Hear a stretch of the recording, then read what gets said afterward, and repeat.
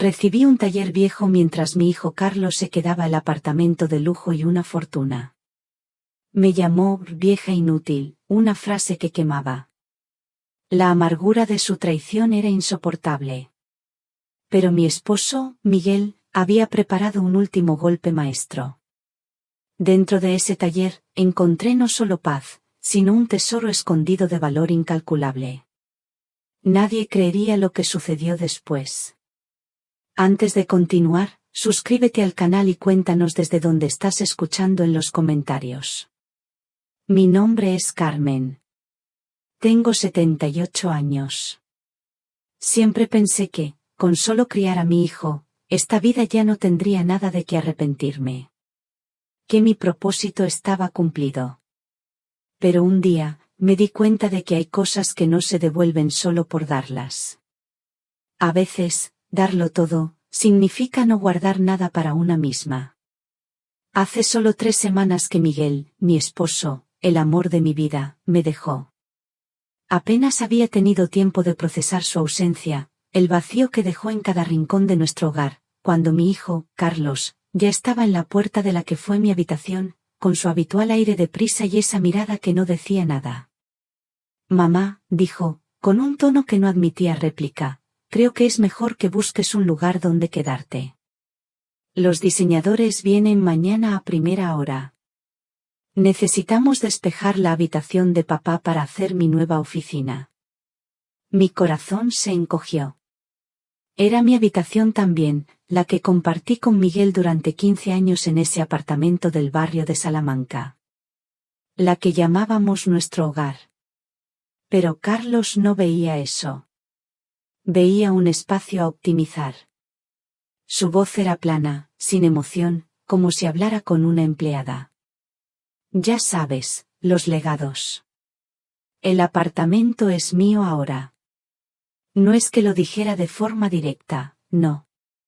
En nuestra cultura, se cuidan las formas, al menos de cara a la galería. Pero sus palabras eran lanzas. Me recordaban a algo que había dicho, casi al pasar, unos días antes. Como si el aire fuera sordo y yo no escuchara. Mamá, ¿qué harías tú con una herencia de verdad? No sirves para nada. Eres una vieja inútil. La palabra resonó en mi cabeza, inútil. Una vieja inútil. Se repitió, como el eco en una habitación vacía. Una vieja, una carga. 2 palabras que caían como piedras, frías y pesadas. Sentía la humedad en los ojos, pero no me permitía llorar. No delante de él. Intenté argumentar, pero, Carlos, ¿a dónde iré? Esta es mi casa, la que construimos tu padre y yo. Él suspiró, un sonido de impaciencia. Mamá, por favor. Ya te lo dije el abogado Mateo. Está todo en el testamento. Mañana los decoradores. Y, siempre tienes ese taller, ¿no? Ese que te dejó papá. No necesitas gran cosa, con eso te basta. Una sonrisa fugaz, fría, cruzó su rostro. No respondí. ¿Qué podía decir? Recogí mi pequeña maleta de mano y mi bolso. Dentro, el sobre con la llave que el abogado Mateo me había entregado tras la lectura del testamento. Una única llave. La llave de un taller de reparaciones en la calle Industria 14, número 20, en el polígono de Getafe. Salí del edificio sin mirar atrás, el portero, que me conocía desde hacía 15 años, asintió con una pena silenciosa que valía más que 1000 palabras. Conduje sin rumbo por las calles de Madrid, las luces de la ciudad borrosas por el velo de mis lágrimas contenidas. Finalmente, el GPS me llevó a la dirección que se iluminaba en la pantalla. Un polígono industrial. Luces desconocidas. Edificios grises. Y allí, un taller con la puerta oxidada y un candado viejo. Decidí que, al menos por esa noche, aquel sería mi refugio. Estaba oscuro. El aire, frío. La llave temblaba en mi mano mientras la buscaba a tientas en la cerradura. Las palabras de Carlos seguían zumbando en mi mente: vieja inútil, una carga. Me encogí, deseando desaparecer. Finalmente, la llave entró, el metal chirrió. La puerta se abrió con un gemido largo, como si también sufriera. Encendí la linterna de mi móvil, y el haz de luz cortó la oscuridad. Lo que vi me dejó paralizada en el umbral. No podía creer a mis propios ojos. Esto no podía ser. Cuando Miguel, mi amado Miguel, me dejó este taller, esto era lo que quería decir. En su testamento, solo había una mención: un taller de reparaciones. Un único taller. En medio de un polígono industrial, solo con una maleta, una vieja estantería, y telarañas, pensé yo. Pero lo que había ante mí no eran telarañas. No había trastos viejos, ni bancos de trabajo rotos, como esperaba. Era un espacio pulcro, casi quirúrgico. El aire, fresco. Un zumbido suave, apenas audible, provenía de algún sistema en el techo. Y lo más importante, había 3 siluetas bajo lonas idénticas, como bestias dormidas. Las cubiertas estaban ajustadas a la forma, sin una sola arruga, y las siluetas se alzaban con precisión, como si alguien las hubiera ajustado hace un momento, centímetro a centímetro. Pero no fue eso lo que detuvo mi corazón. En la parte delantera, donde mi linterna cayó por primera vez, un metal brilló. No era un simple destello, sino una línea reconocible. Una parrilla de radiador plateada, lisa como un espejo, con la serena elegancia de la vieja escuela, inconfundible incluso en la penumbra. Respiré hondo, conteniendo el aliento. Esto no puede ser. Dios mío, exhalé. Miguel, ¿qué has hecho? Él nunca habló de coches más allá de lo necesario, que arrancara bien, que fuera seguro, que no gastara dinero tontamente. En más de 40 años de matrimonio, nunca le oí una palabra de entusiasmo sobre motores o carrocerías. ¿Dónde? ¿Cuándo? ¿Cómo ocurrió todo esto? ¿Cómo se me escapó, como un río oscuro bajo el hielo? Me acerqué con cautela, como quien se acerca a la cama de un ser querido dormido en el hospital. Mis dedos buscaron el borde de la lona. La tela era suave, densa, de un material caro al tacto. Tiré de ella hacia mí, y la cubierta se deslizó con un susurro, como un buen abrigo cayendo de los hombros. Ante mí, un coche de verdad, vivo, como si acabara de salir de fábrica. Un Aston Martin DB5. Plateado, como los abedules en primavera. Su silueta, reconocible por cualquiera que hubiera visto una película de James Bond con Sean Connery.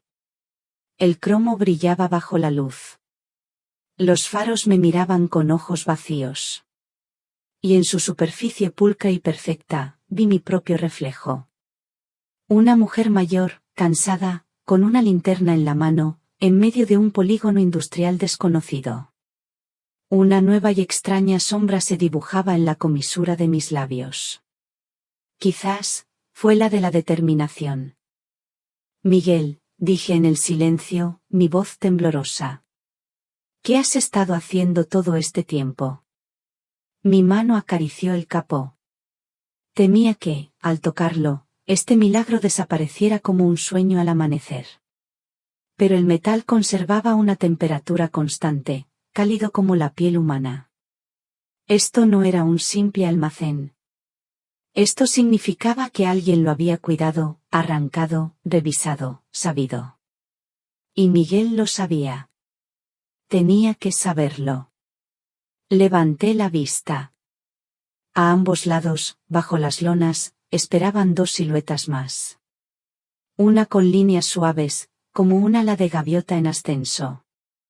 La tercera, baja y obstinada, agazapada como una bestia en la línea de salida. Pero no me acerqué a ellas. Mi mente era un torbellino. Algo encajaba y a la vez no encajaba. De repente, me di cuenta de que necesitaba sentarme, respirar, sin prisas. El haz de mi linterna recorrió la pared y se detuvo en un sobre blanco rectangular, pegado junto a un interruptor de luz. En el sobre, mi nombre y su letra. La suya. Inconfundible entre miles. Me quedé de pie, inclinada, como en una encrucijada inevitable entre el Aston Martin plateado y este sobre. Pero leerlo era aceptar que todo esto era real. Y aún no. Aún no. Miré el coche un momento más, el que había irrumpido en mi vida como un haz de luz en la niebla nocturna, y solo pude pensar en una cosa: Miguel, ¿a dónde te llevó este camino secreto? ¿Y a dónde me llevará a mí ahora? No importaba lo que viniera después. Las conversaciones, los documentos, las discusiones con mi hijo. Ahora, yo, Carmen, estaba de pie en un taller del polígono de Getafe, con el borde de una lona en la mano, ante mi nueva e inesperada realidad. Alcé la mano y toqué el interruptor. Clic, en lugar de una oscuridad fría y húmeda, una luz blanca y uniforme me envolvió. Focos empotrados en el techo se encendieron. Estanterías cerradas a lo largo de las paredes. Cajas de herramientas ordenadas. Extintores. Un indicador verde parpadeaba en un panel de control, el sistema de seguridad. Una ligera brisa fresca salía de las rejillas de ventilación. Mantenía la temperatura. No era un taller abandonado. Era un refugio bien diseñado. Miguel no solo me había dejado una dirección. Me había construido un santuario. Esto me llevó a recordar aquella tarde en el despacho del abogado Mateo. Era un día gris. Hacía solo 3 semanas que habíamos despedido a Miguel. Yo llevaba el mismo vestido negro que usé en el funeral, un luto profundo en mi corazón. A mi lado, Carlos, impecable en su traje, miraba el suelo como si el dolor lo abrumara también. El abogado Mateo se ajustó las gafas en la punta de la nariz y tosió extrañamente mientras revisaba unos papeles. Antes de empezar, dijo: quiero informarles que todo está legalmente perfecto y refleja con exactitud la última voluntad de don Miguel. Recordándolo ahora, aquellas palabras sonaron como una campana de advertencia. Después, todo se volvió una neblina. Apenas pude asimilar frases fragmentadas, como si me aferrara a salientes en una pared resbaladiza. A su hijo, Carlos, el penthouse en el barrio de Salamanca y una importante cartera de inversiones. Y a su querida esposa, Carmen, la propiedad ubicada en la calle Industria 14, número 20, en el polígono de Getafe, incluyendo su contenido. ¿Un taller? ¿Eso era todo lo que me quedaba después de 42 años de matrimonio? Por un instante, una sonrisa de triunfo cruzó el rostro de Carlos, que hasta hacía un momento parecía sumido en el dolor. Una leve arruga apareció en la comisura de sus labios, y la presión de su mano en mi hombro se hizo más fuerte, casi como un consuelo. No te preocupes, mamá, susurró con una voz demasiado segura. Yo cuidaré de ti. No respondí. Para ser sincera, no entendía de inmediato lo que había pasado. ¿Por qué Miguel había tomado una decisión así? ¿Dónde iba a vivir? ¿Qué se suponía que debía hacer? Con la luz encendida, el taller dejó de ser un simple cobertizo. Era un espacio pulcro. Impecable. Las paredes, de un blanco inmaculado. En lugar de polvo y aceite, el aire olía a metal y a un sutil perfume de cera. Los focos del techo iluminaban cada rincón. Vi estanterías cerradas. Cajas de herramientas ordenadas con precisión militar. Un extintor colgado. Incluso un panel con luces verdes parpadeantes. Un sistema de seguridad. Y el suave zumbido del aire acondicionado. Esto no era un lugar abandonado. Miguel no me había dejado un montón de chatarra. Me había dejado un santuario. Mi mirada se posó de nuevo en el sobre blanco, pegado a la pared, justo al lado del interruptor. Tenía mi nombre. Para Carmen, escrito con la letra inconfundible de Miguel. Esa letra que reconocería entre mil, tan familiar como mi propio aliento. Mi corazón dio un vuelco. Era como si su voz, su presencia, volvieran a mí en ese mismo instante. Mis manos temblaban un poco. Arrancarlo sería aceptar todo. Aceptar que lo que acababa de ver era real. Que mi vida había dado un giro de 180 grados en un solo instante. Pero la curiosidad, y una necesidad profunda de entender, eran más fuertes que el miedo. Deslicé mis dedos bajo el borde, y el sobre se desprendió limpiamente. Dentro, otra hoja de papel, doblada con cuidado. Me senté en un banco de cuero que descubría un lado de la pared. No era una silla vieja y destartalada. Era un asiento cómodo. Como si me estuviera esperando. Mis dedos aún temblaban. Abrí la carta. La letra de Miguel, tan familiar, tan tranquilizadora, me miraba desde el papel. Querida Carmen, comenzaba. Si estás leyendo esto, significa que ya no estoy en este mundo. Y que has encontrado lo que yo llamaba mi último regalo. Lamento el impacto, el secretismo. No era mi intención herirte, sino proteger lo que he construido para tu futuro. Una punzada. ¿Secretismo? ¿Proteger? ¿De qué? Mis ojos se deslizaron por las líneas. Hace 6 años, recibí el diagnóstico. Los médicos me dieron, en el mejor de los casos, 5 años. Viví uno más. Pero sabía que nuestro tiempo era limitado. Necesitaba asegurarme de que, cuando yo me fuera, estuvieras a salvo, sin depender de nadie. 6 años. 6 años atrás. Recordaba aquellos días. Miguel había estado más silencioso. A veces, melancólico. Yo pensaba que era el estrés del trabajo. O la vejez. Nunca se me ocurrió que fuera algo tan final. Siempre me decía que todo estaba bien. Que no me preocupara. Ay, Miguel. Siempre cuidando de mí. Siempre. Quizás ya te estés preguntando por el testamento, continuaba la carta. Porque el Pentou se fue para Carlos y para ti, el taller. Créeme, esta decisión me costó más noches sin dormir que las que le costó a mi propio corazón. Hice una pausa.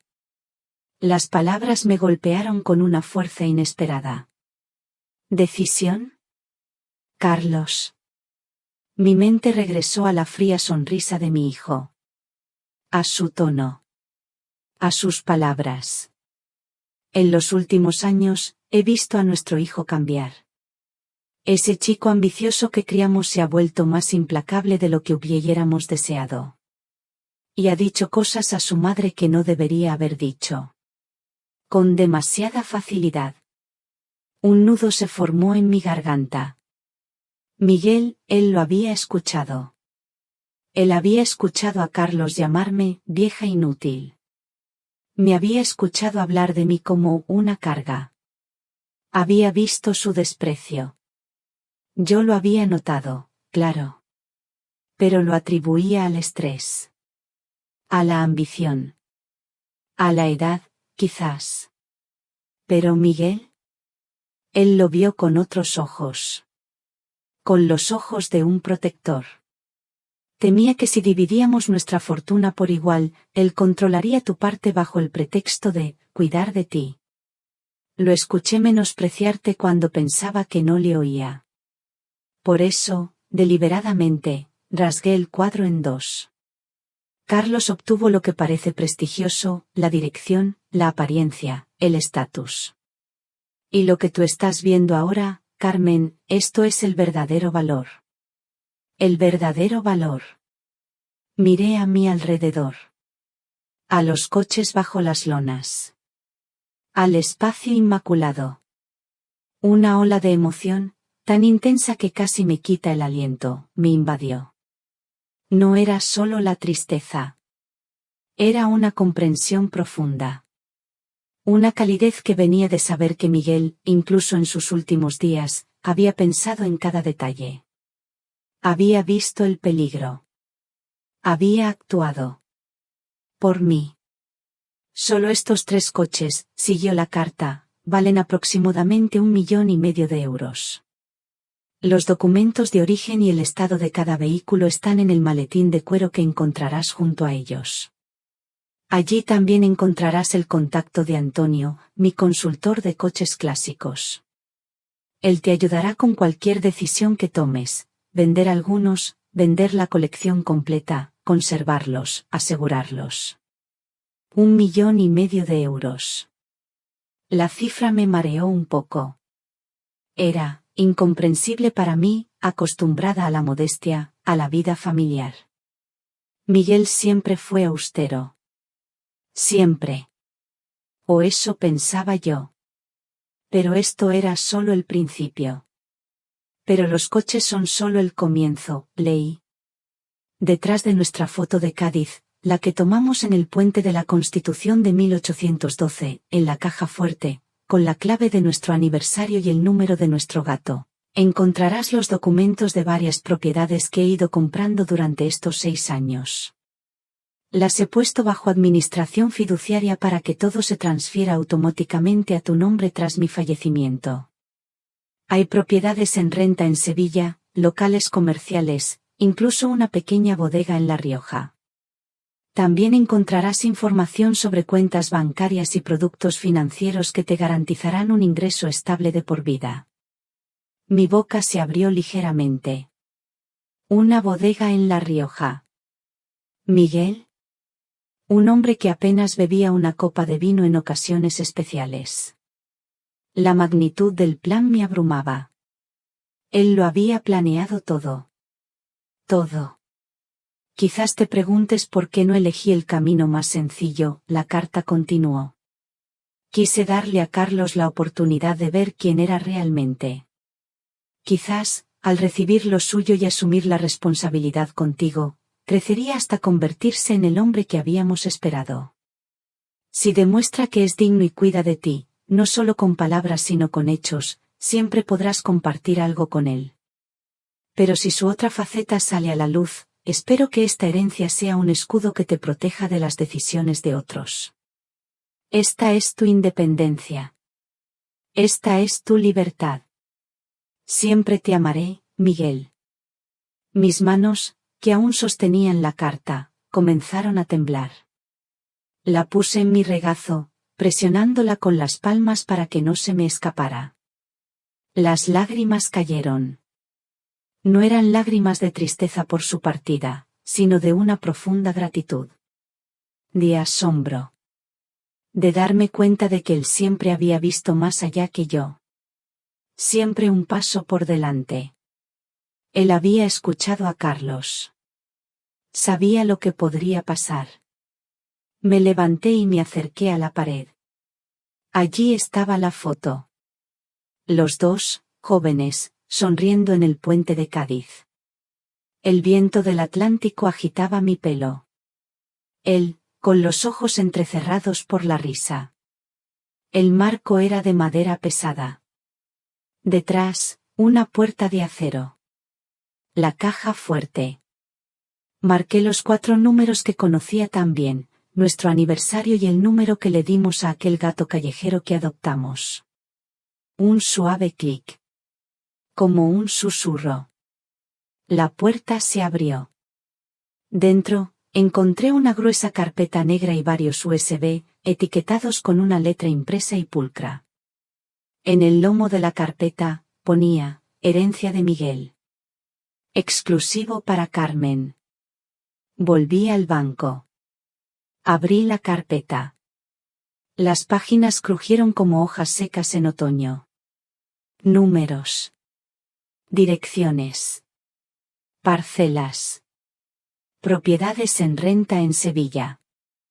Locales comerciales en Daegu, no, en Sevilla, pensé, corrigiendo la antigua imagen, una pequeña bodega en La Rioja. Carteras de acciones y bonos. Participaciones en fondos privados. Debajo de cada tabla, un total que ensordeció mis oídos. Las cifras se acumulaban, cantidades que no tenían nada que ver con nuestra vida cotidiana.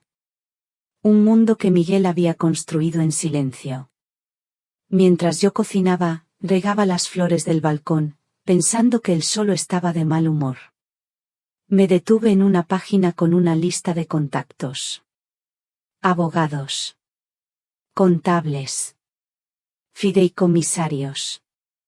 Y, debajo, una breve nota escrita a mano. Antonio, custodia, tasación, venta. Fiable.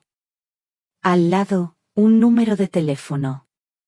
Pasé los dedos por los números, como si quisiera confirmar su existencia.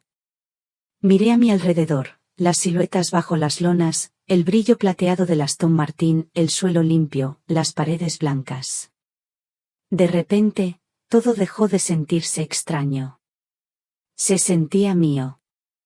Como si en la casa en la que había vivido toda mi vida, de repente se abriera un piso nuevo. Cerré la carpeta, la coloqué con cuidado en su sitio, cerré la caja fuerte y volví a colgar la foto. Miguel y yo estábamos de nuevo en nuestro lugar. Como si él volviera a cuidar de mi espalda. Saqué mi teléfono del bolso. La pantalla brilló con la luz del techo. Y en mi mente, aún resonaba su frase, «Esta es tu libertad». Marqué el primer dígito del número de Antonio. Mi dedo se detuvo sobre la pantalla. A punto de presionar el botón de llamada, pulsé el número. La voz de Antonio respondió al segundo tono. Tranquila, profesional, sin rodeos. Señora Carmen. Estaba esperando su llamada. Mis más sentidas condolencias. Gracias, Antonio. He encontrado el taller. ¿Y lo que hay dentro? Necesito ayuda. ¿Podría pasarse en un par de horas? Sí, por supuesto. Colgué. Y solo entonces descubrí lo que había pasado por alto la noche anterior. Junto a la pared, había una pequeña puerta. Detrás, una pequeña habitación. Una ducha. Un lavabo. Un espejo sin una sola grieta. Al lado, un pequeño armario. Con albornoces nuevos, toallas, un juego de artículos de aseo, todo empaquetado. En la entrada de un pequeño espacio de oficina, un mini frigorífico con agua y barritas energéticas. Un hervidor eléctrico. Una caja de vasos desechables. Y un pequeño armario, donde colgaban pantalones, una blusa y un cardigan cálido, de mi talla, con las etiquetas aún puestas. «Qué detallista fuiste, Miguel», susurré por fin. Y ahora, todo encajaba. Por fuera, el taller parecía abandonado. Por dentro, era un espacio camuflado. Limpio, luminoso, con control de temperatura y sistema de seguridad. Todo para no llamar la atención. Me duché, me puse la blusa limpia, me hice un té y comí una barrita energética. Sentí que volvía a la cordura. Cuando el reloj de pared marcó la 1:30, un sedán gris entró con cautela en el patio. Antonio, el experto en coches clásicos, no tardó en llegar. Bajó de su sedán gris con paso mesurado. Un traje impecable, una chaqueta de tweed con coderas de cuero, un portafolios delgado bajo el brazo. Me estrechó la mano con respeto, como a alguien importante. «Permiso para entrar», dijo, y recorrió el espacio con una mirada profesional. Don Miguel lo tenía todo bien dispuesto. Nos sentamos en la pequeña oficina. Él colocó su portafolio sobre el escritorio. Yo le serví café que había encontrado preparado en un termo. Antonio escuchó atentamente mi relato, cómo abrí el taller, qué encontré, como di con la carta y la caja fuerte. No me interrumpió, solo asintió de vez en cuando. El señor Miguel comenzó a construir esta colección hace unos 6 años, me explicó. De manera muy sistemática. Verificó el origen, el estado y el historial de mantenimiento de cada coche. Solo compró piezas limpias, sin subastas turbias. Él los llamaba sus modelos ancla. Los que sostienen el mercado, sin importar la época. Pero, ¿por qué coches?, pregunté, perpleja. Él sonrió ligeramente. Decía que los coches están vivos. Son algo que se puede ver y tocar. Ingenio, arte, historia. Un activo, no solo una imagen en una aplicación. Me quería dejar algo tangible, no solo números. Asentí. Era muy de Miguel pensar así. El valor de los coches está muy cerca de lo que se especifica en la carta, continuó Antonio. Aproximadamente 1,5 millones de euros por los 3. El mercado ha crecido en los últimos años, pero no hay prisa. Los gastos de almacenamiento y mantenimiento están pagados por 5 años. Puede dejarlos como están, venderlos individualmente o en paquete, o incluso exhibirlos en un museo. Hay muchas opciones. Si conduce, el kilometraje podría reducir la liquidez, pero la decisión es suya. Aún no estoy lista para decidir, le dije con sinceridad. No entiendo cómo mi vida ha cambiado tan drásticamente de la noche a la mañana. Es natural, me dijo, mirándome con una expresión amable y humana. Cuando esté lista para el siguiente paso, yo estaré a su lado. Paseamos junto a los coches. Él levantó ligeramente las lonas para mostrarme detalles, los huecos de las puertas, las soldaduras, las marcas originales.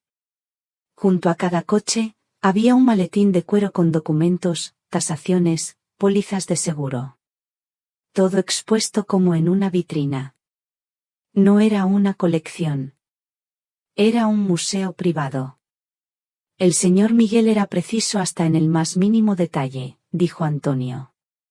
Incluso en el camuflaje exterior del taller. Por fuera, una puerta vieja. Por dentro, un quirófano. Y, señaló al techo, tiene un generador propio y sensores de respaldo. Un buen sistema. Volvimos a sentarnos mientras él guardaba sus papeles. Le dejaré mi tarjeta y una lista de procedimientos sencillos. No son órdenes, solo referencias.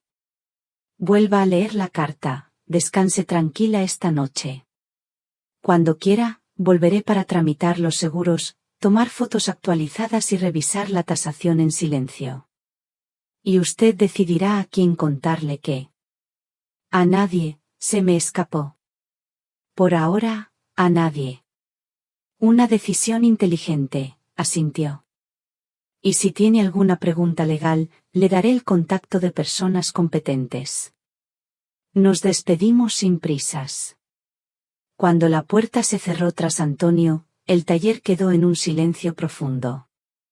Solo yo, y el zumbido uniforme del sistema de ventilación. Anoche me había sentido casi una indigente. Hoy era una mujer con posibilidades. Tenía una elección. Me sentí a la vez asustada y libre. Volví a la caja fuerte y me sumergí en los papeles. Cada página que pasaba era como ver la vida de otra persona. Una vida organizada en líneas limpias. Las rentas de las propiedades en Sevilla fluían de manera constante. Los locales comerciales tenían contratos a largo plazo. La pequeña bodega en La Rioja. Las carteras de acciones y bonos. Las participaciones en fondos. Bajo cada tabla, una suma que me dejaba aturdida. Los números se acumulaban, cantidades que no tenían nada que ver con mi vida cotidiana. Un mundo que Miguel había construido en silencio. Me detuve en una página con una lista de contactos. Abogados. contables, fideicomisarios.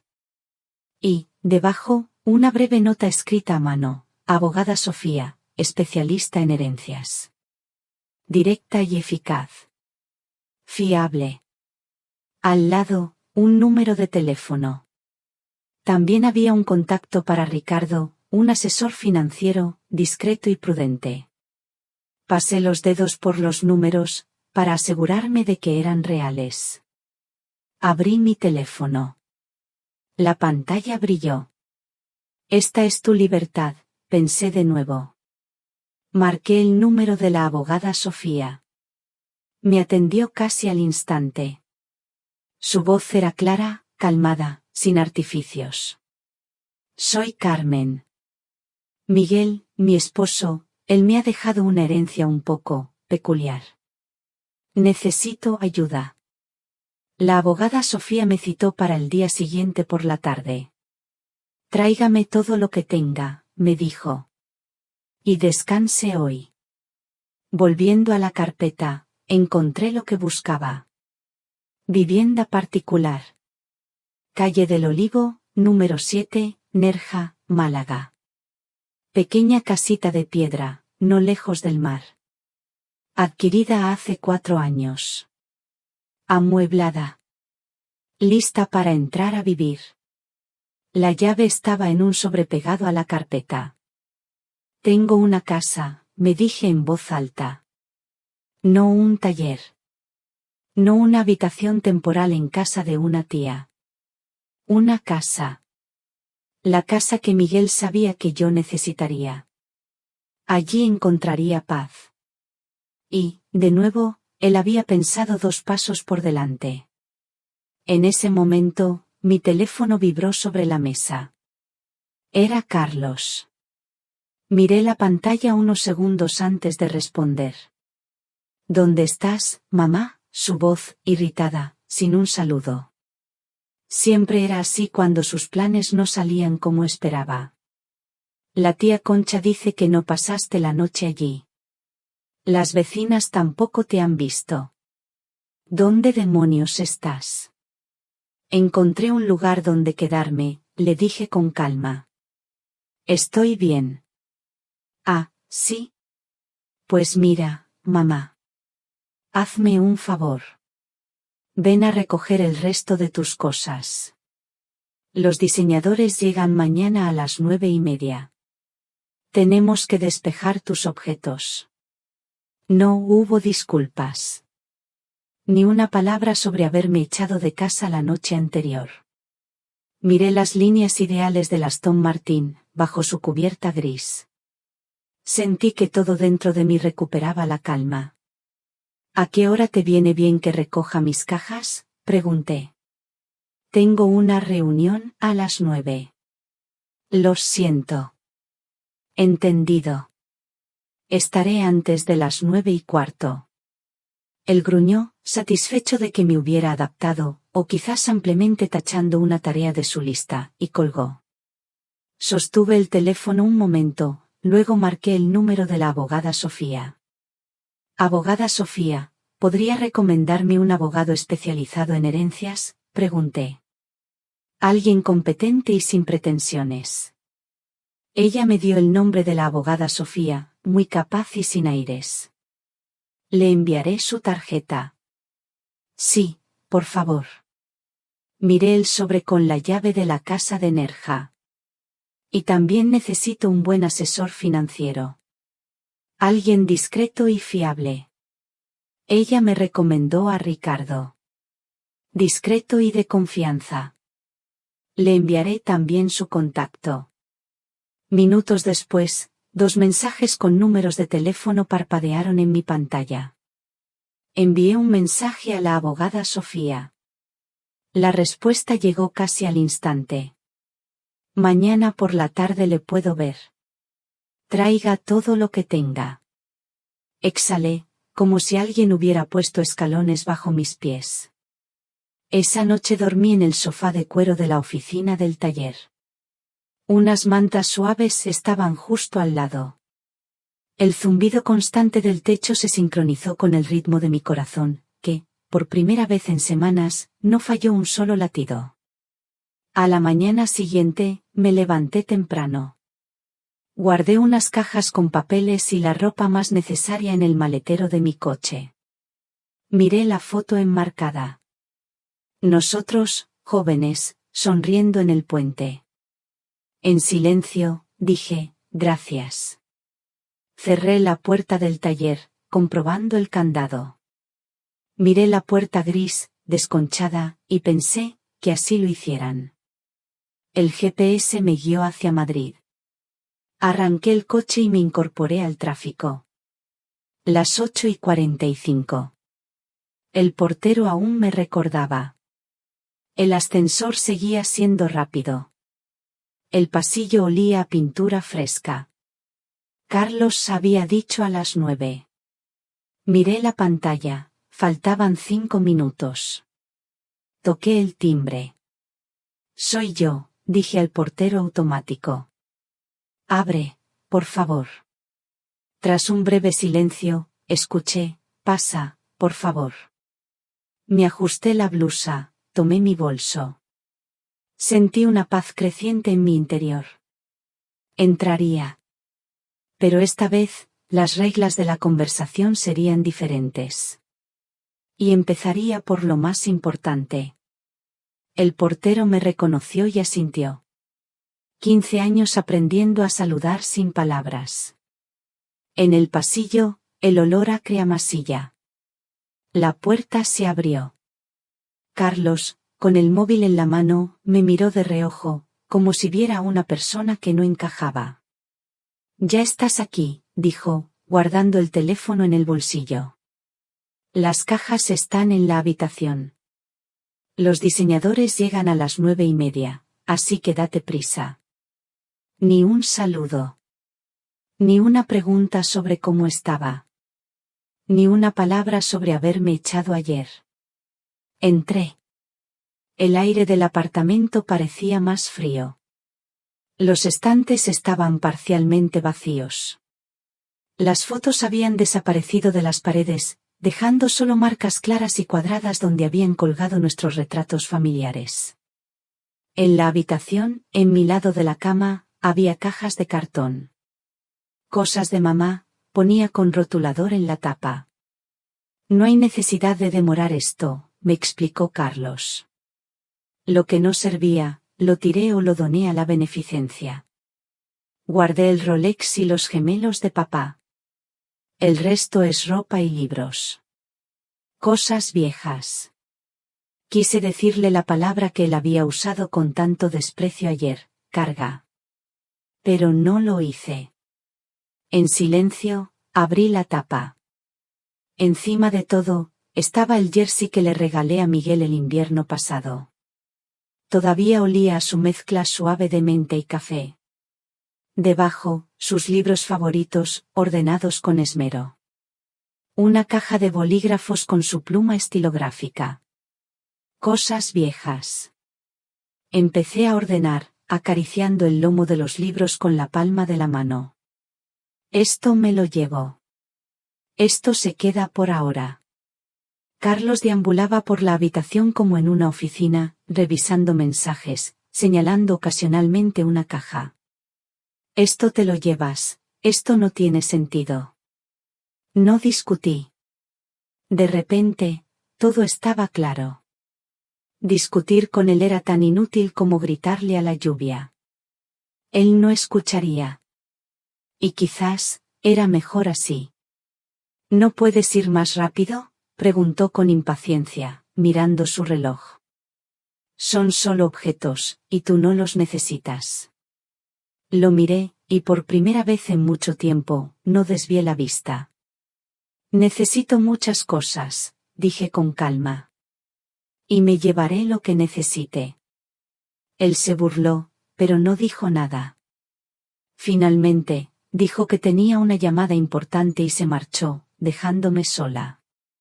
Recorrí las habitaciones, despidiéndome. En la cocina, pasé los dedos por la encimera, recordando nuestros domingos perezosos, a Miguel dibujando diagramas en servilletas. Me detuve en el estudio, en el espacio vacío donde había estado su pesado escritorio de caoba. En su lugar, unas estanterías modernas, extrañas y frías, sacadas de algún catálogo desconocido. Abrí el armario. Casi vacío.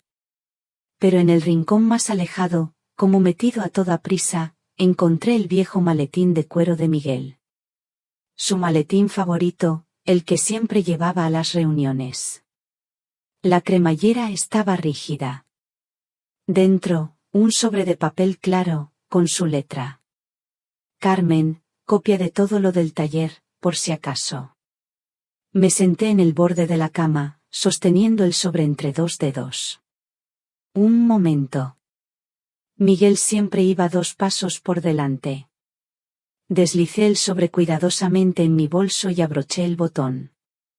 En ese momento, escuché a Carlos regresar. ¿Ya terminaste?, preguntó desde el umbral. Sí. El portero me ayudará con el resto. Gracias. Juntos, llevamos un par de cajas al ascensor. En la planta baja, el portero llamó inmediatamente al ascensor de carga y nos ayudó a cargarlas en mi coche. Esa amabilidad discreta, siempre un salvavidas en los momentos incómodos. Le agradecí y le dejé una nota con las cajas restantes. Carlos estaba de pie en la entrada, tecleando algo rápidamente en su teléfono. Voy a dar una última vuelta por las habitaciones, le dije.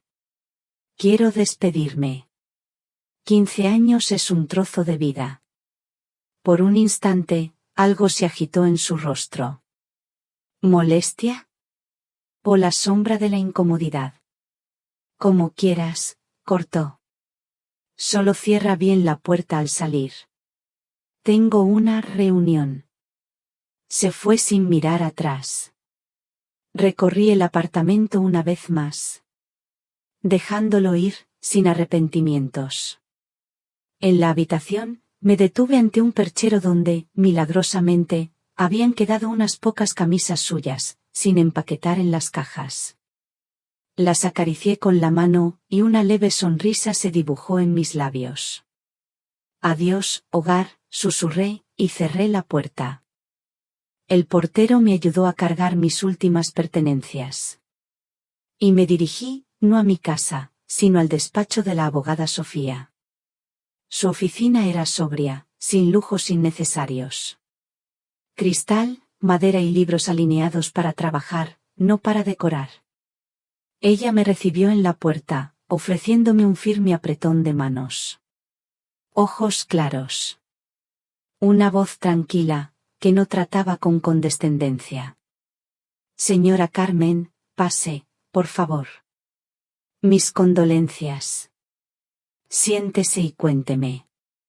Le expliqué todo, en orden. El testamento. El taller. La carta. La caja fuerte. Los coches. La carpeta con la lista de bienes. Los contactos. El plan de Miguel. Incluso hablé de Carlos, sin exagerar ni excusar, tal como era. La abogada Sofía escuchó con mucha atención, haciendo breves preguntas para verificar los detalles. En un momento dado, se quitó las gafas y se recostó en el respaldo de la silla. Primero, déjeme decirle que legalmente, su esposo lo hizo todo de manera impecable. El testamento, la administración fiduciaria, la transferencia de derechos, todo está limpio. Su hijo podría intentar demandar, pero sus posibilidades de éxito son casi nulas, y solo le costaría dinero y nervios. Su tarea ahora es consolidar su situación actual y asegurar la tranquilidad. ¿Tranquilidad?, le pregunté. Sí. Sin conversaciones innecesarias, sin filtraciones accidentales de información. Yo le ayudaré a tramitar los seguros, las consultas, las notificaciones a los administradores. Estableceremos los límites. Y luego, usted decidirá cuándo y qué le contará a su hijo. Desde su posición, no desde el miedo. Ella extendió mi sobre con las copias sobre la mesa y lo hojeó rápidamente. Y mencionó la casa en Nerja, ¿verdad?, preguntó la abogada Sofía.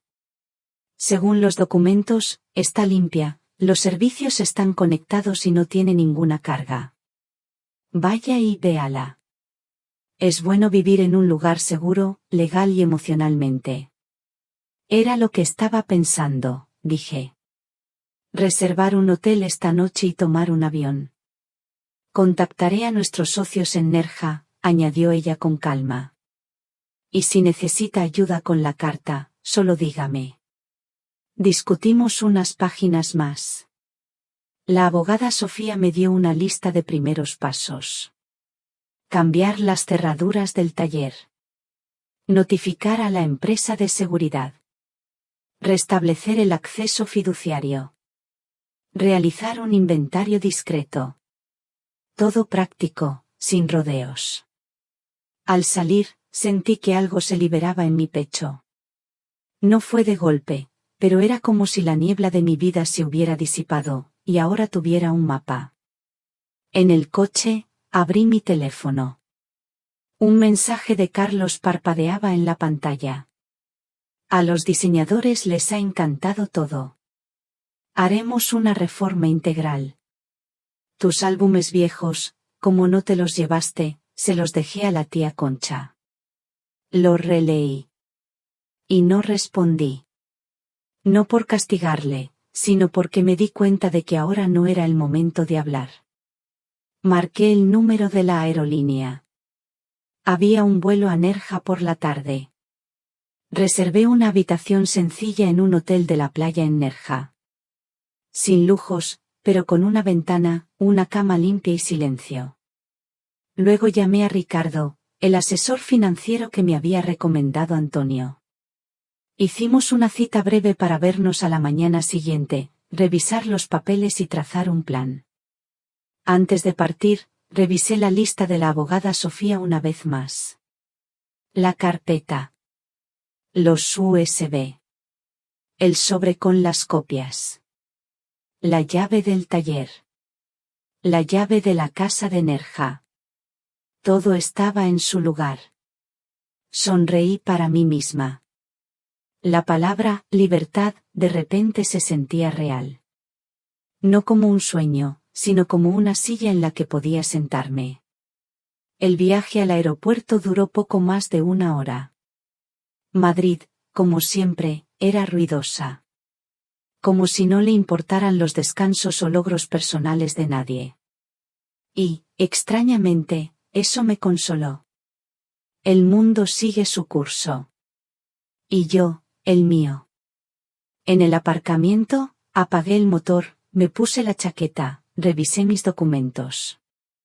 Estaba a punto de cerrar la puerta del coche cuando escuché el sonido de un nuevo mensaje. La pantalla parpadeó. Carlos. Alcancé el teléfono, pero me detuve justo antes de tocar la pantalla. En el aeropuerto, viendo su nombre, guardé el teléfono en mi bolso. No porque quisiera castigarlo, sino porque ahora, yo tenía mi propio camino. El vuelo no se retrasó. El embarque fue tranquilo. Era como si el mundo me sostuviera la palma de la mano en silencio, bajo mi cansancio. Nerja me recibió con viento y una humedad salada en el aire. El Mediterráneo sabía cómo terminar una frase y empezar un párrafo nuevo, de inmediato. Llegué a Nerja al anochecer. Las señales indicaban la playa. Callejones, estrechos. Pinos.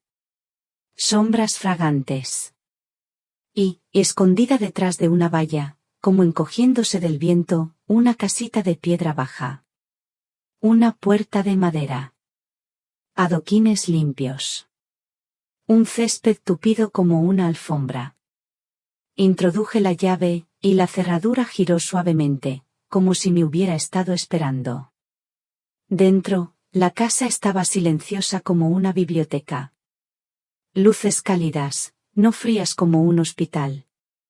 Una chimenea. Estanterías a ambos lados, construidas para la lectura, no para la ostentación, llenas de libros de autores conocidos y álbumes antiguos. Las ventanas estaban divididas meticulosamente para dejar pasar la luz adecuada. Una alfombra con un patrón sobrio cubría el suelo de madera. Y junto a la ventana, un sillón con apoyabrazos que invitaban a apoyar los brazos. La cocina era pequeña pero acogedora. Un rincón con una mesa pequeña junto a la ventana, que parecía perfecta para el desayuno. El dormitorio no era grande, pero tenía una puerta que daba a una terraza con vistas al mar, entre los tejados vecinos y los pinos. No era una vista de postal, pero era una promesa de que estaba cerca. Pero lo que me desmoronó por completo fue el pequeño estudio junto al salón. Sobre un sencillo escritorio, colgaba una acuarela del puente de la Constitución de 1812 en Cádiz. El mar. El sol cálido de mayo. Una vez, cuando caminábamos allí, hombro con hombro, él bromeó diciendo que la vida no es para ir con prisas, y en silencio, me propuso matrimonio, como si ambos supiéramos que no habría otra respuesta. Me senté en el borde de la silla y de repente, lloré. No eran sollozos agudos y violentos como en el funeral, sino lágrimas tranquilas y suaves, como si la sal de mi cuerpo se drenara lentamente. Miguel había estado pensando en mí con sus manos todo el tiempo. Las luces. Los libros. Las ventanas. La puerta de la terraza, desde donde no me sentiría extraña al tomar el té. Incluso las mantas, dos, una de mi color, otra del suyo. Saqué una taza de la estantería, serví agua y traté de sonreírme en el reflejo del vaso. En ese momento, escuché un golpe cortés en la puerta. Esa clase de golpe que dan las personas que no invaden, que tienen su propia vida y están listas para respetar la de los demás. En la puerta, había una mujer de unos 70 años, de hombros robustos y ojos claros. Sostenía un plato de gratinado envuelto en una toalla. «Hola», dijo. «Usted es Carmen, ¿verdad?» «Soy doña Pilar. Vivo 2 casas más allá. Don Miguel me pidió que le echara un ojo cuando llegara. No quería molestar, pero el primer día, la cena no debe ser una preocupación». «Doña Pilar», dije, sorprendida y sonriendo. «¿Conocía a Miguel?» «Un poco», asintió. «Vino un par de veces. Me enseñó fotos de su apartamento, me preguntó sobre el color de las paredes, cómo era el viento aquí en invierno. Se esforzó mucho para que fuera de su gusto. Y me pidió que no le llamara primero. Que la dejara encontrarlo por sí misma».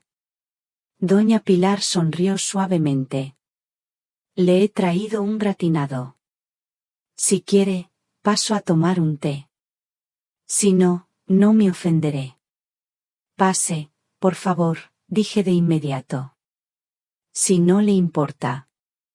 En la cocina, tomamos té. Ella puso el plato de gratinado en el horno para calentarlo un poco, encontró rápidamente las tazas y me preguntó dónde estaba el azúcar, pero sin esperar respuesta, lo encontró ella misma. La conversación fluyó sin esfuerzo.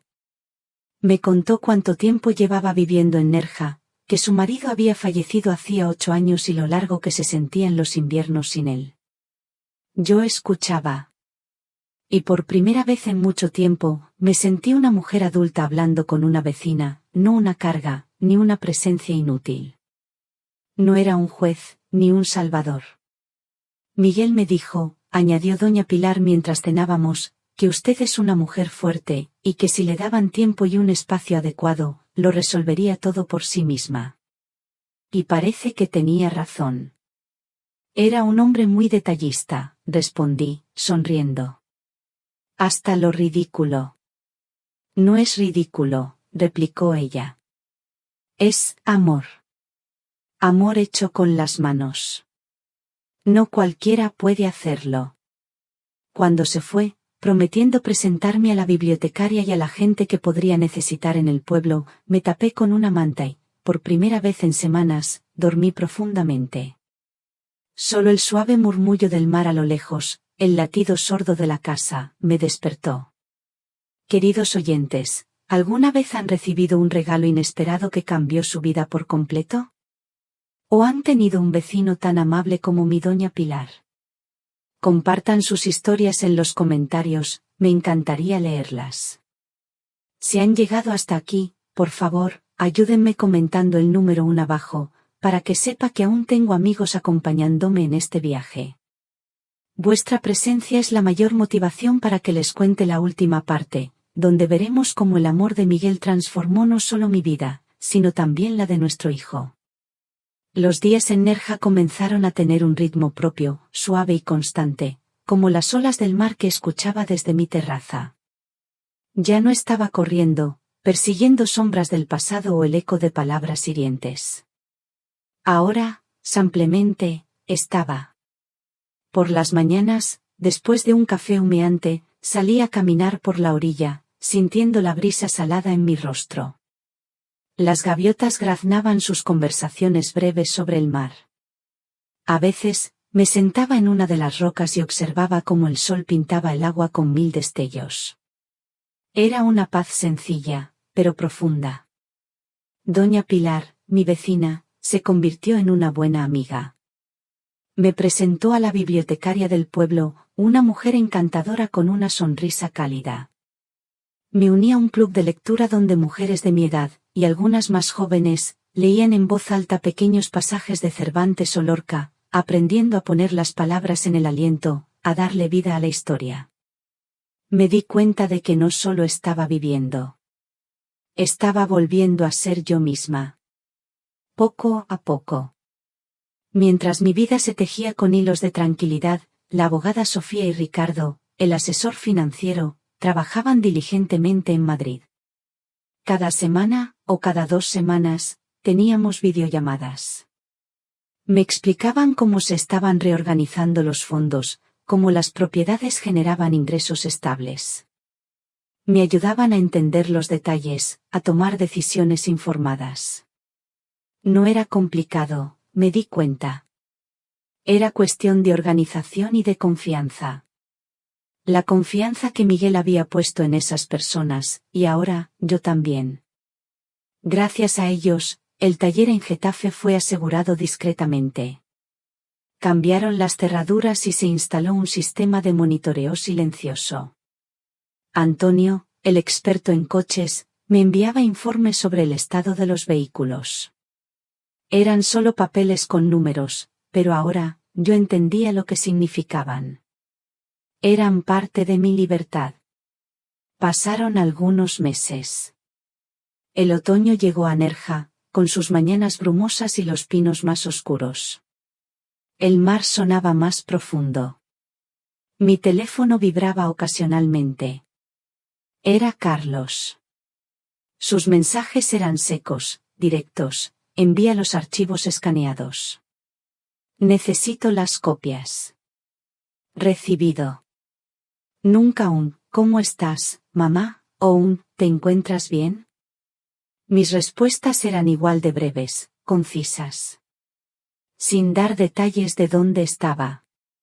Sin revelar mi ubicación. Él lo había dejado claro. Yo era una vieja inútil. Y ahora, yo tenía mi propia vida, mis propias decisiones. Un día, sin embargo, la pantalla del teléfono mostró un nombre diferente. Laura. La secretaria de Carlos.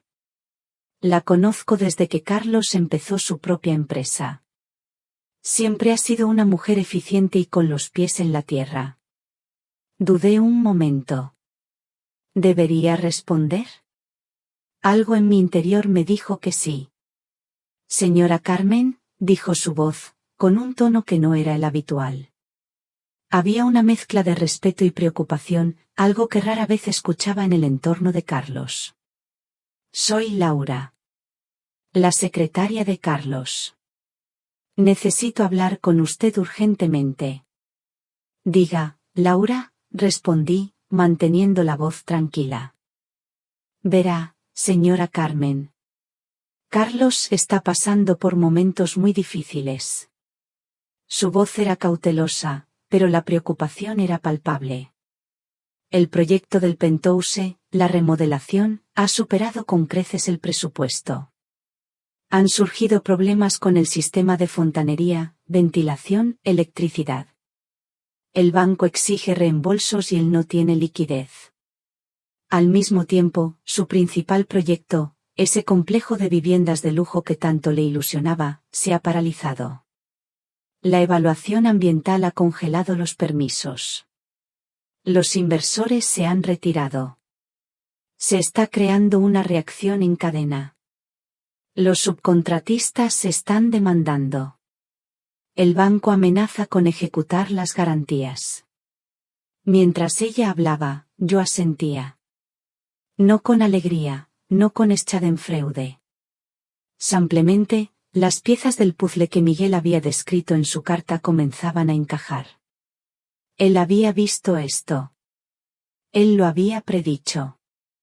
La fachada, el estatus y el vacío debajo. Carlos necesita ayuda, señora Carmen, dijo Laura, mirándome a los ojos. Me ha pedido que hable con usted. Le resulta muy difícil llamarla directamente.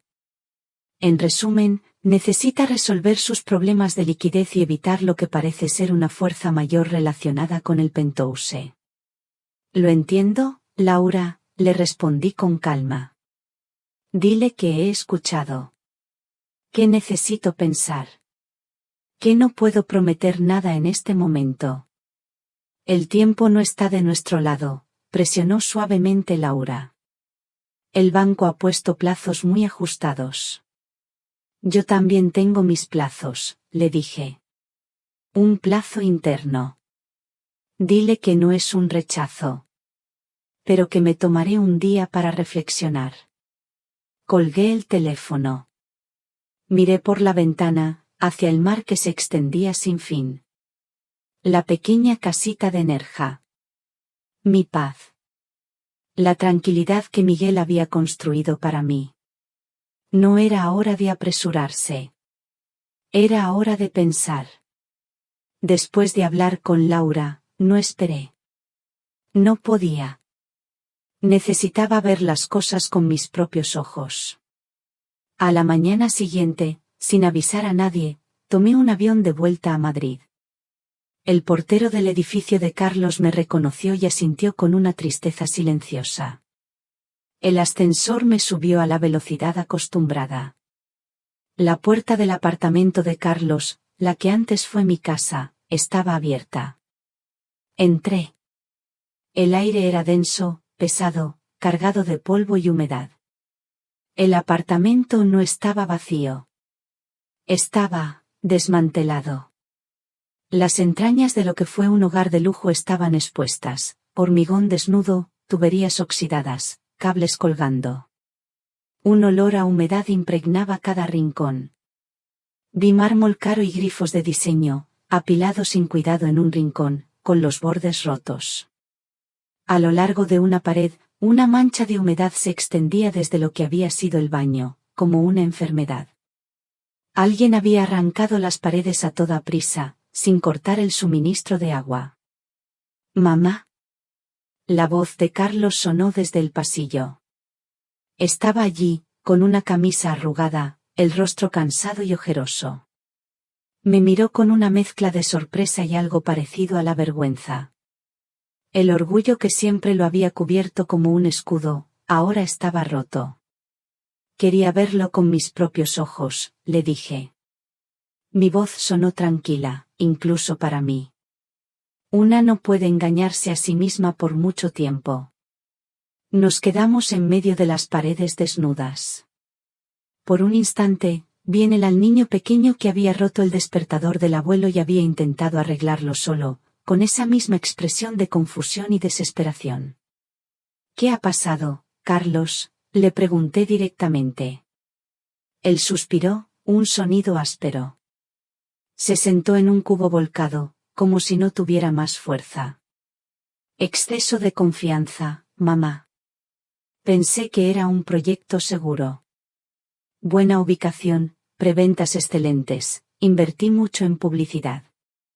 Puse mi propio dinero, pedí préstamos respaldados por el valor futuro.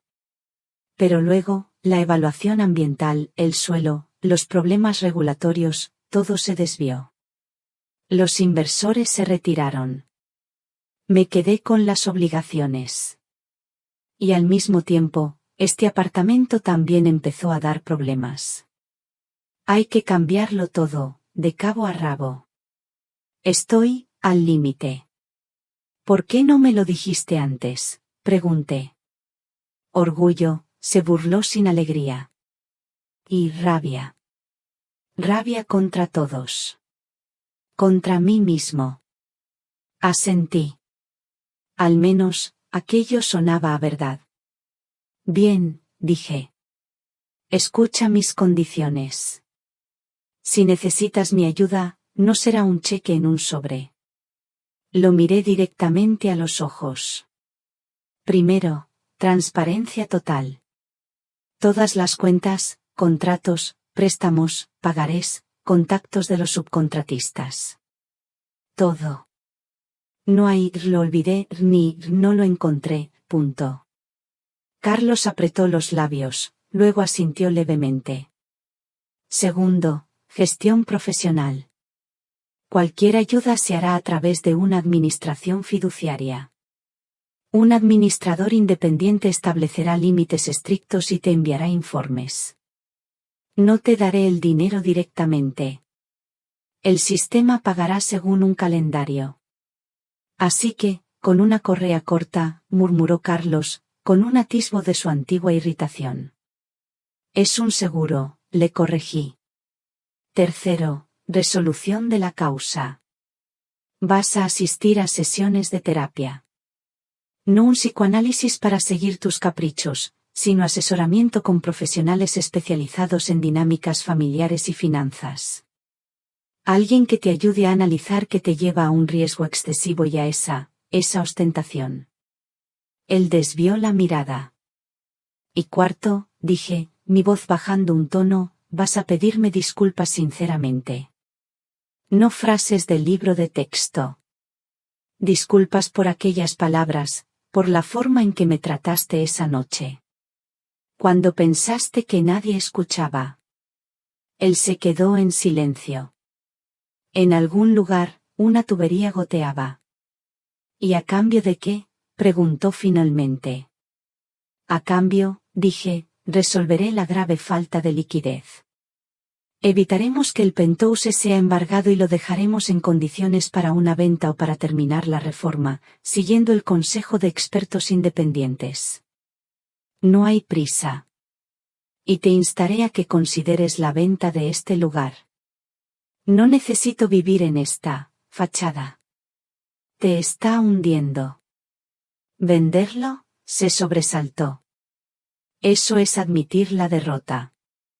Todo el mundo lo sabrá. Todo el mundo ya lo sabe, le dije con calma. Los obreros quizás guarden silencio por un tiempo, pero los papeles circulan. El banco no es un confesionario. Los rumores corren más rápido que las reformas. Carlos se frotó la cara con la palma de la mano. Un tic que conocía desde que tenía 5 años. Lo pensaré, dijo con voz ronca. Es demasiado. Demasiado para aceptar de golpe. Tienes algo de tiempo, respondí. Ven a Nerja mañana a las 11. Con los papeles. Nos sentaremos tranquilamente y lo resolveremos paso a paso. Aquí solo hay polvo y caos. Allí, hay paz. Es importante que hablemos juntos, sin ruido. Mañana, levantó la vista. Tengo reuniones. La elección es tuya, le dije. Las reuniones se pueden posponer. Los acreedores, no. Él dudó un momento, luego asintió brevemente. De acuerdo. Mañana. Salí al pasillo, saludé al portero y bajé a mi coche. Mi mente estaba tan vacía como el apartamento desmantelado, pero mi corazón se sentía firme. Sabía que no había vuelta atrás. Una notificación parpadeó en mi teléfono. Un mensaje confirmando el billete de avión a Nerja para la tarde.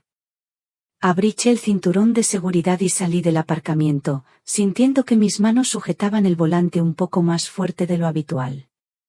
Mañana a las 10. ¿Él entraría en mi jardín o no? Si lo hacía, empezaríamos de nuevo. Pero bajo mis reglas. Si no, la carta de Miguel habría resultado ser una profecía, no una oportunidad. Me incorporé a la autopista. El GPS me dijo con frialdad, ruta establecida. Y por primera vez en mucho tiempo, pensé, sí, establecida. Pero, ¿la persona que la recorre, podrá soportarla? Él llegó. Exactamente a las 11 de la mañana. Entró en mi jardín de Nerja sin la habitual prisa, sin el aire de superioridad que solía vestir como un traje. Vestía un traje, sí, pero sin ese brillo artificial que antes usaba para disimular su propia inseguridad. Traía consigo un portafolios lleno de documentos, una memoria USB y un cuaderno. Sin rastro de su antigua arrogancia. Parecía, cansado. Nos sentamos en la terraza, donde la brisa marina soplaba suavemente entre los pinos. Yo le serví un café humeante y coloqué a su lado una pila de carpetas vacías y limpias. No hubo alboroto, ni reproches. Solo gráficos, tablas, facturas, contratos. Carlos habló sin su habitual retórica, sin adornos. Me explicó dónde estaban las deudas, quiénes eran los subcontratistas, qué cartas había recibido del banco y bajo qué condiciones podía detener las obras. Pasamos toda la mañana trabajando. Mi pequeña cocina, normalmente llena del olor a hierbas y café, se impregnó del aroma a papel viejo y la tinta de los documentos. Carlos, por primera vez, no intentó ocultar nada. Habló de cada proyecto fallido, de cada inversión arriesgada que había hecho, de cómo la burbuja que él mismo había inflado, ahora le explotaba en las manos. Sus ojos, normalmente llenos de esa chispa de ambición desmedida, ahora mostraban una mezcla de agotamiento y, me atrevería a decir, de miedo. Yo escuchaba, asintiendo de vez en cuando. No era fácil. Cada cifra, cada contrato, era una prueba de la imprudencia y la soberbia que lo habían llevado a esa situación. Pero no era momento de juzgar. Era momento de construir. Carlos, por su parte, al principio intentó defender algunas de sus decisiones, sobre todo cuando mencioné la venta del penthouse y la necesidad de buscar ayuda psicológica. Pero, mamá, vender el penthouse, eso es como firmar mi fracaso. Y lo de la terapia, yo no estoy loco. Su voz aún tenía ese tono de rebeldía, pero ya no era el mismo Carlos desafiante de Madrid. Había una fisura. Carlos, le dije con calma, el fracaso no es vender una propiedad. El fracaso es hundirse en un pozo sin buscar la salida. Y la terapia no es para locos. Es para personas que necesitan entender por qué repiten ciertos patrones, por qué toman decisiones arriesgadas. Tu padre, Miguel, lo vio. Vio cómo te estabas perdiendo. Y yo, ahora, también lo veo. Esto no es un castigo, hijo. Es una oportunidad. Él se quedó en silencio, mirando la acuarela de Cádiz en mi pequeño estudio. Parecía estar procesando mis palabras. Las palabras de su padre, a través de las mías. Seguimos trabajando hasta el mediodía. Comimos en silencio, un almuerzo sencillo que preparé, unas lentejas con chorizo, un plato de la tierra. Él comió despacio, cosa rara en él, que siempre devoraba la comida con prisa. Después, volvimos a sumergirnos en los números. Por la tarde, hicimos una videollamada con la abogada Sofía y Ricardo, el asesor financiero. Les expuse mi postura, mis condiciones. Ayudaré a Carlos, les dije, pero todo se hará a través de una administración fiduciaria. Con un administrador independiente, límites estrictos y un informe periódico. El dinero no lo recibirá él directamente, sino que el sistema pagará según un calendario. También insistí en la venta del Penthouse, una vez que los resultados de la auditoría confirmen que es lo más sensato, y en las sesiones de asesoramiento profesional para Carlos, para entender sus patrones de inversión arriesgados y su tendencia a la ostentación. Y no quiero que las cancele según su estado de ánimo. Finalmente, la abogada Sofía me miró. Y el cuarto punto, señora Carmen. Las disculpas. Carlos levantó la vista. Ya no preguntó, ¿y por qué tengo que hacer eso? En cambio, solo asintió. Un simple, de acuerdo. Ese, de acuerdo, no era el final. Era el comienzo. El comienzo de un viaje largo y accidentado. Las primeras semanas fueron una explosión. Carlos se quejaba de estar atado con una correa corta. Intentaba acelerar la venta del Penthouse para obtener liquidez rápidamente. Me enviaba mensajes irritados por la noche, que luego borraba por la mañana. Pero los informes llegaban a tiempo. Los pagos se efectuaban según el calendario. Los subcontratistas, poco a poco, volvieron a trabajar. Primero, para asegurar lo básico y detener las partes más peligrosas. Luego, para conservar lo que se podía. La abogada Sofía estableció el marco legal. Ricardo mantuvo el ritmo financiero. Ellos no se inmiscuían en las discusiones sobre el orgullo o los sentimientos. Solo ponían los hechos en su lugar. El camino hacia la redención de Carlos fue lento, arduo. No fue una transformación repentina, como un rayo en la noche. Fue más bien como el lento deshielo después de un invierno crudo. Al principio, las explosiones eran frecuentes. Se sentía atado con una correa corta, como solía decir, y su frustración a veces se desbordaba. Intentaba acelerar la venta del Penthouse, buscando liquidez inmediata, enviando mensajes de texto llenos de ira por la noche, que luego, a la mañana siguiente, borraba con una rapidez que delataba un atisbo de vergüenza. Pero los informes financieros seguían llegando puntualmente. Los pagos a los subcontratistas se realizaban según lo establecido. La abogada Sofía y Ricardo, con una paciencia inquebrantable, se mantuvieron firmes, actuando como el andamiaje que impedía que todo se derrumbara. Ellos no se involucraban en las discusiones sobre el orgullo o los sentimientos. Simplemente, ponían los hechos sobre la mesa, con una calma que a veces desesperaba a Carlos.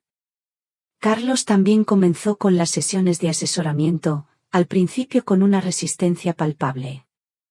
Lo hacía por obligación, por la cuerda que lo ataba al fondo fiduciario.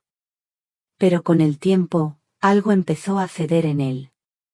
Sus comentarios eran menos mordaces, sus preguntas, más reflexivas. No era que de repente se hubiera convertido en un santo, pero la capa de cinismo que lo cubría, esa que Miguel tanto había temido, empezaba a agrietarse. 2 meses después de la reunión en Nerja, la decisión sobre el Penthouse estaba tomada. Se vendería. Después de una auditoría exhaustiva que confirmó lo que ya sabíamos, se realizaron solo las reparaciones estrictamente necesarias para hacer la propiedad vendible, sin florituras ni lujos innecesarios. El resultado de la venta no fue un milagro. No nos hizo ricos de nuevo. Pero fue suficiente para saldar las deudas más apremiantes y poner orden en los flecos. El resto del dinero se depositó en el fondo fiduciario, bajo las reglas claras que habíamos establecido. Carlos firmó todos los documentos necesarios, sin un si acaso o un y si no. Mientras Carlos navegaba por su propio camino de espinas, mi vida en Nerja seguía su curso, suave y predecible. Las mañanas las dedicaba al mar, sintiendo la energía que solo el océano puede dar. Las tardes, a las pequeñas tareas, a la lectura. Y las noches, al té en la terraza, bajo las estrellas. Doña Pilar y yo nos hicimos inseparables, compartiendo un cocido los martes y largos paseos. Ella me presentó a otras mujeres, y mi vida se llenó de nuevas voces, nuevas risas. Un día, volví a Madrid. Era la última vez que iría al apartamento. Necesitaba terminar de recoger los pocos objetos personales que quedaban de Miguel, cosas que no me había llevado la primera vez y que Carlos, en su prisa por la reforma, había dejado de lado. El apartamento estaba ahora completamente vacío, un cascarón hueco que resonaba con el eco de un pasado que ya no existía. Mientras revisaba el viejo armario de Miguel, donde aún colgaban algunas de sus camisas, mi mano tropezó con un objeto familiar. Su viejo maletín de cuero, aquel que llevaba a todas las reuniones importantes, el que parecía parte de él. La cremallera estaba un poco rígida, como si no se hubiera abierto en mucho tiempo. Lo abrí. Dentro, no había documentos de trabajo ni agendas. Había un sobre de papel crema, con la letra de Miguel. Para Carmen, por nuestro 45 aniversario, ponía. Un escalofrío me recorrió el cuerpo. Nuestro 45 aniversario había sido pocas semanas antes de que Miguel ingresara al hospital por última vez. En medio de la confusión y la angustia, no lo habíamos celebrado realmente. O eso creía yo. Abrí el sobre con manos temblorosas. Dentro, una sencilla tarjeta de felicitación, sin pretensiones, con un mensaje breve y cariñoso. Y junto a ella, una pequeña caja de terciopelo. La abrí. Dentro, brillaba un anillo. Un anillo limpio, con un zafiro azul y pequeños diamantes. No era ostentoso, era elegante. Y al lado, la factura de una joyería, fechada apenas unas semanas antes de su última hospitalización. Lágrimas cálidas corrieron por mis mejillas. No de tristeza, sino de una profunda emoción. Miguel, siempre Miguel. Incluso en sus últimos momentos, pensando en mí, en celebrar nuestra vida juntos. Llevé el anillo a mi dedo. Lo coloqué junto a mi sencillo anillo de bodas de oro. La piedra azul brilló ligeramente bajo la luz de la tarde, y sentí que no necesitaba decir nada. Su amor, su presencia, seguían conmigo. Un amor que se manifestaba no solo en las palabras, sino en los gestos silenciosos, en la previsión, en la delicadeza. Miguel continuaba siendo una fuerza invisible, un pilar de fortaleza que me recordaba la profundidad de nuestro vínculo. Su plan, su amor, no solo me habían dado independencia financiera, sino que me habían devuelto mi propia esencia, mi fuerza interior. Y me habían dado la esperanza de que, quizás, incluso Carlos, encontraría su propio camino hacia la luz. Queridos oyentes, si han llegado hasta aquí, por favor, ayúdenme comentando el número 1 abajo, para que sepa que aún tengo amigos acompañándome en este viaje. Vuestra presencia es la mayor motivación para que les cuente la última parte, donde veremos cómo el amor de Miguel transformó no solo mi vida, sino también la de nuestro hijo. La primavera llegó a Nerja, trayendo consigo el aroma dulce de las flores y la promesa de un nuevo comienzo. Y con ella, una visita inesperada. Carlos. No llegó con el coche de lujo de antes, ni con el aire prepotente. Esta vez, traía una pequeña bolsa de papel. Era la primera vez que venía a mi casa en Nerja. Mamá, dijo desde el umbral del jardín, con una voz más suave de lo que recordaba, estaba ordenando algunas cosas, y encontré esto. Abrió la bolsa. Dentro, estaban los gemelos y el alfiler de corbata de Miguel.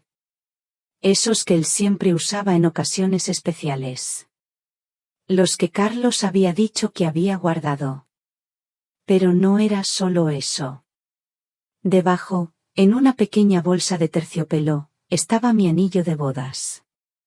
Mi anillo de oro simple, que pensé que se había perdido para siempre en el caos de la mudanza.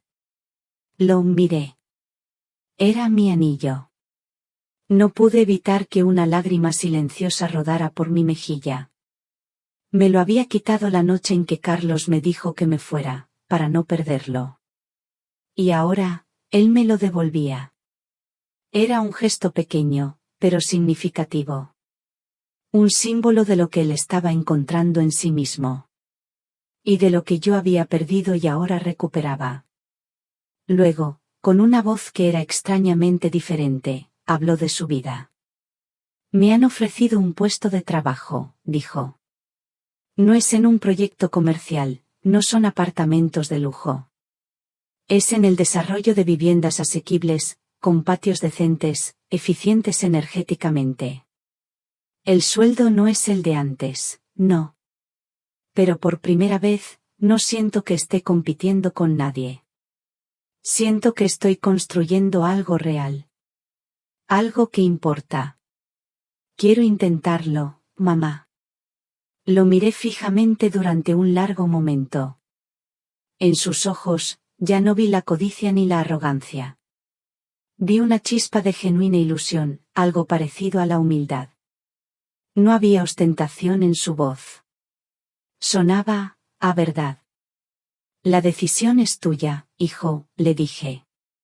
Solo hazlo por ti mismo, no por lo que piensen los demás.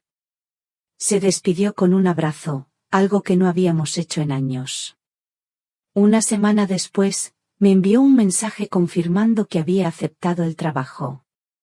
Un mes después, me escribió que disfrutaba contando no solo el número de pisos, sino también el número de árboles en los patios de sus proyectos. 2 meses más tarde, me dijo que estaba aprendiendo a decir, no lo sé, en lugar de fingir que sabía, y a preguntar a los técnicos. Mientras Carlos encontraba su nuevo camino, yo también seguía el mío. Con Antonio, revisé en silencio las tasaciones de los coches. El Aston Martin DB5, plateado como un sueño, lo conservé. No como una pieza de colección para presumir, sino como un objeto que, de alguna manera, me calentaba las manos, el alma. Los otros 2 coches, el Mercedes y el Ferrari, los vendimos discretamente, sin anuncios ruidosos ni exposición mediática. No quería que el dinero de Miguel sirviera para alimentar la vanidad o la envidia. Una parte de los ingresos, una suma considerable, la doné a una fundación para la educación financiera de mujeres. Mujeres jóvenes que estaban empezando sus vidas, y mujeres mayores de 50 años, como yo, que quizás nunca habían tenido la oportunidad de manejar su propio dinero. Para enseñarles a no caer en trampas, a leer contratos, a calcular su propio dinero. Para darles la independencia que Miguel me había dado a mí. El resto lo puse en un fondo fiduciario separado. Un fondo para el futuro de los hijos de Carlos, si algún día los tuviera. No como un premio, sino como una oportunidad.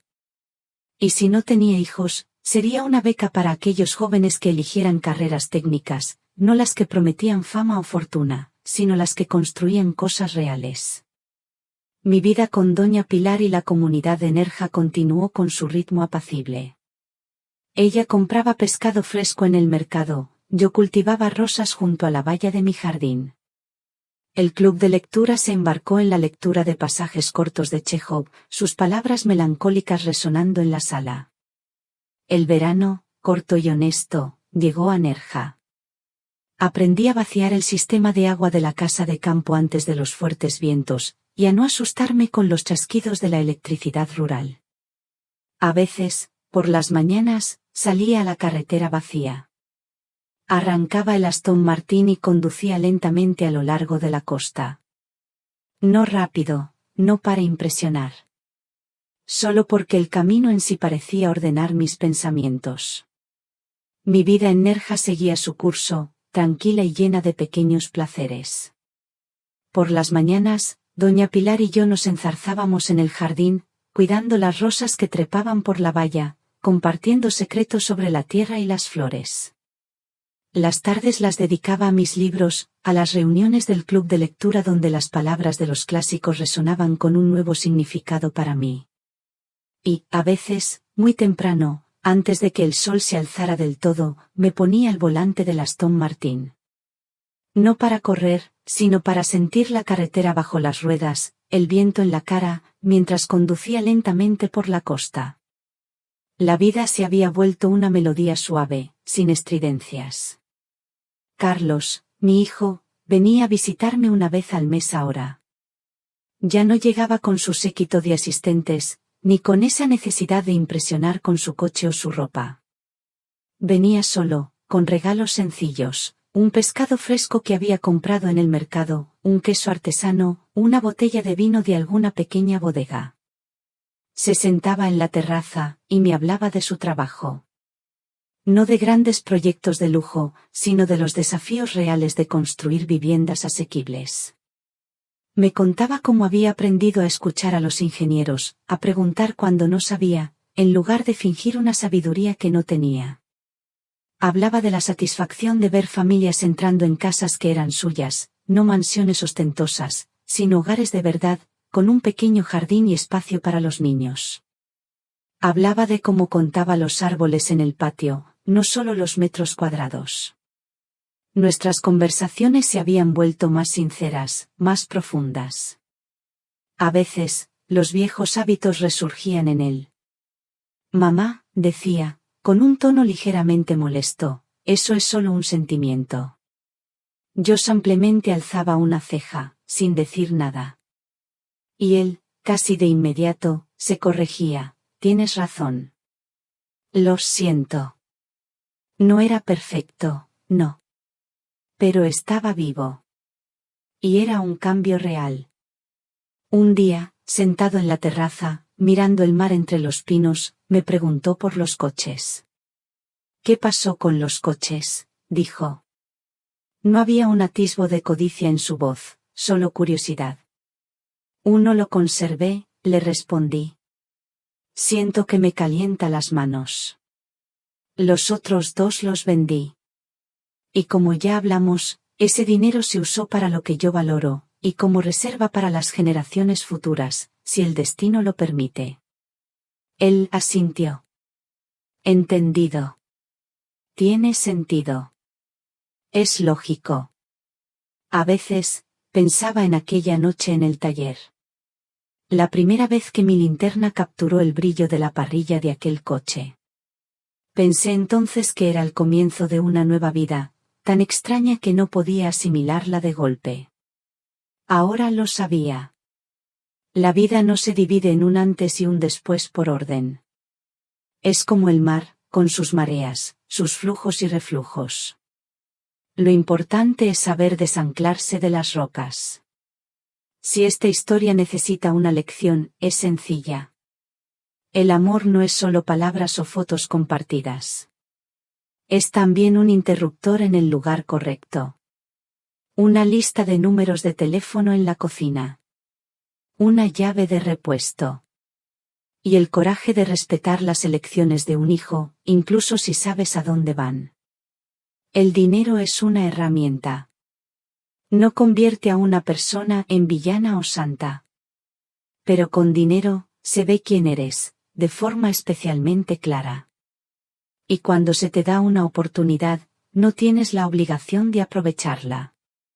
Pero no sirve de nada pasar la factura por las oportunidades perdidas. Aquí tienes la parte 10, la conclusión de tu historia, escrita con el tono reflexivo y profundo que el 15H Nam Santak establece, y cerrando con las valiosas lecciones de vida. Parte 10. La verdadera herencia y la libertad.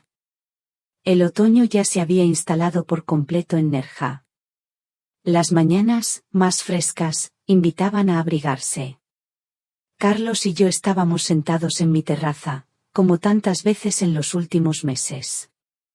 Él bebía café, mirando la estrecha franja de mar que se vislumbraba entre los pinos. Me contaba sobre su último proyecto, cómo habían conseguido la aprobación para construir un parque infantil sin plásticos y bancos bajo los árboles. Yo lo escuchaba.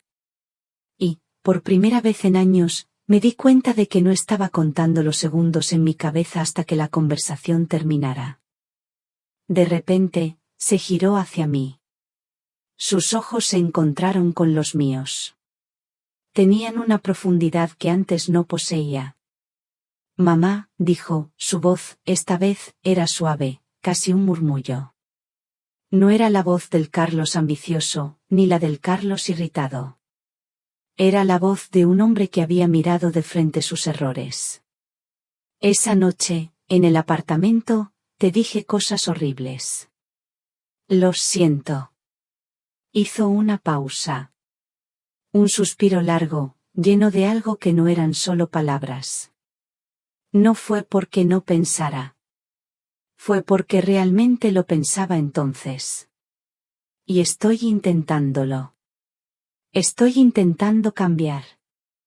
No encontró más palabras, solo un nuevo suspiro. Lo miré. Mis ojos se empañaron un poco. Lo sé, hijo, le respondí, mi voz apenas un susurro. Yo tampoco siempre fui honesta contigo. Demasiado a menudo suavicé tus asperezas. Te protegí demasiado. Y al final, te quité la oportunidad de madurar. De enfrentarte a ti mismo. Ahora es diferente. Nos quedamos en silencio, un silencio cómodo, lleno de comprensión. No había necesidad de más palabras. Las palabras, a veces, solo estorbaban. Él se levantó de la silla. Se acercó a mí, como cuando era un niño pequeño, apoyó sus labios en mi coronilla. Un beso silencioso, cargado de todo lo que no se había dicho en años. Luego, se dirigió a su coche. En el portón del jardín, se detuvo y se giró. Sus ojos se clavaron en los míos. Gracias, mamá, dijo. Su voz era clara, sin un atisbo de la antigua arrogancia. Por no rendirte. Y por no tener lástima. Una sonrisa suave se dibujó en mis labios. Cuídate, Carlos, le dije. Y revisa siempre los presupuestos. Él sonrió, asintió, y se marchó. Recogí las tazas de café de la terraza. Recorrí la casa, cerrando las ventanas. El aire de la tarde empezaba a ser un poco frío. Saqué una chaqueta ligera del armario, tomé las llaves y salí hacia el taller. El Aston Martin me esperaba, tranquilo como siempre. Arranqué el motor. Y conduje lentamente a lo largo de la costa. A mi izquierda, los pinos. A mi derecha, el mar, liso como un cristal. Mis manos sujetaban el volante con calma. Como si sujetara las riendas de una vida que había aprendido a pilotar. No hubo victoria. Tampoco tragedia. Solo mi derecho. Mi derecho a elegir el camino. A acelerar. O a estacionar el coche al borde de la carretera y sentarme en silencio. Y eso, me di cuenta, era suficiente. Era más que suficiente. Si esta historia necesita una lección, es sencilla. Para los padres, el amor no es solo palabras o fotos compartidas. Es también un interruptor en el lugar correcto, una lista de números de teléfono en la cocina, una llave de repuesto y el coraje de respetar las elecciones de un hijo, incluso si sabes a dónde van. Para los hijos, el dinero es una herramienta. No convierte a una persona en villana o santa, pero con dinero, se ve quién eres, de forma especialmente clara. Y cuando se te da una oportunidad, no tienes la obligación de aprovecharla. Pero no sirve de nada pasar la factura por las oportunidades perdidas. Sobre la naturaleza humana en el mundo moderno, no hubo victoria ni tragedia. Solo mi derecho a elegir el camino, a acelerar o a estacionar el coche al borde de la carretera y sentarme en silencio. Y eso era suficiente. La historia de Carmen termina aquí. ¿Qué piensan de la decisión de Carmen? ¿Habrían hecho algo diferente si hubieran estado en su lugar? Compartan sus pensamientos en los comentarios, siempre los leo uno a uno. Si esta historia les ha hecho reflexionar o sentir algo, no olviden dejar un me gusta, compartirla con alguien a quien crean que también le conmoverá, y suscribirse al canal 1257 Sylvester, para no perderse los próximos misterios. Nos vemos en la próxima historia y quién sabe, la próxima vez, quizás el protagonista sea usted.